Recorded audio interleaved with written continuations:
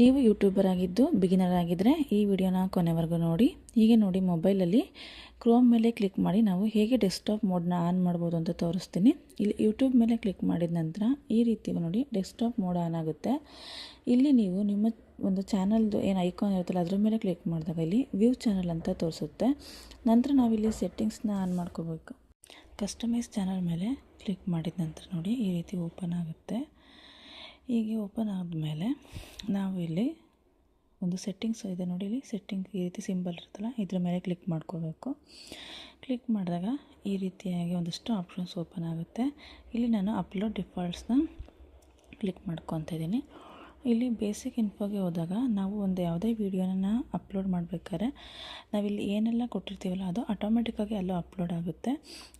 ಇಲ್ಲಿ ನೋಡಿ ನಾವು ಏನು ಟೈಟಲ್ ಕೊಡ್ತೀವಿ ಅದೇ ಟೈಟಲು ಪ್ರತಿ ಸರಿನೂ ಡಿಸ್ಪ್ಲೇ ಆಗುತ್ತೆ ಅಲ್ಲಿ.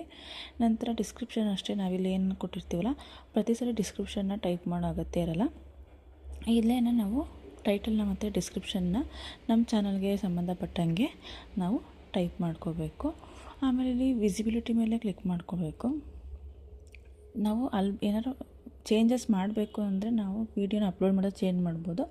ಇಲ್ಲ ಅಂದರೆ ಇಲ್ಲೇನು ನಾವು ಟೈಪ್ ಮಾಡಿರ್ತೀವಿ ಎಲ್ಲ ಸೇವ್ ಆಗಿರುತ್ತಲ್ಲ ಅದೇನೇ ಅಲ್ಲಿ ಪ್ರತಿ ಸರಿನೂ ಶೋ ಆಗ್ತಾ ಇರುತ್ತೆ. ಈ ರೀತಿ ನಂದು ಕುಕ್ಕಿಂಗ್ ಚಾನಲ್ ಆಗಿದೆ.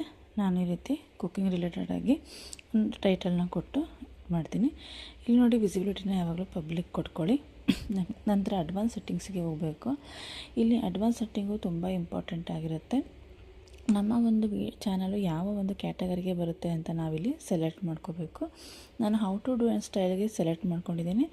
ನಂತರ ಇಲ್ಲಿ ನಾವು ಲ್ಯಾಂಗ್ವೇಜ್ನ ಸೆಲೆಕ್ಟ್ ಮಾಡ್ಕೋಬೇಕು. ನಾನು ಇಂಗ್ಲೀಷ್ ಯುನೈಟೆಡ್ ಕಿಂಗ್ಡಮ್ನ ಸೇವ್ ಮಾಡ್ಕೊಂಡಿದ್ದೀನಿ.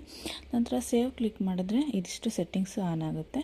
ಇದೇ ರೀತಿ ನಿಮಗೆ ಇನ್ನಷ್ಟು ಸೆಟ್ಟಿಂಗ್ಸ್ ಬಗ್ಗೆ ಮಾಹಿತಿ ಬೇಕು ಅಂದರೆ ಕಮೆಂಟ್ ಮಾಡಿ, ನನ್ನ ಚಾನಲ್ಗೆ ಸಬ್ಸ್ಕ್ರೈಬ್ ಆಗಿ. Thanks for watching.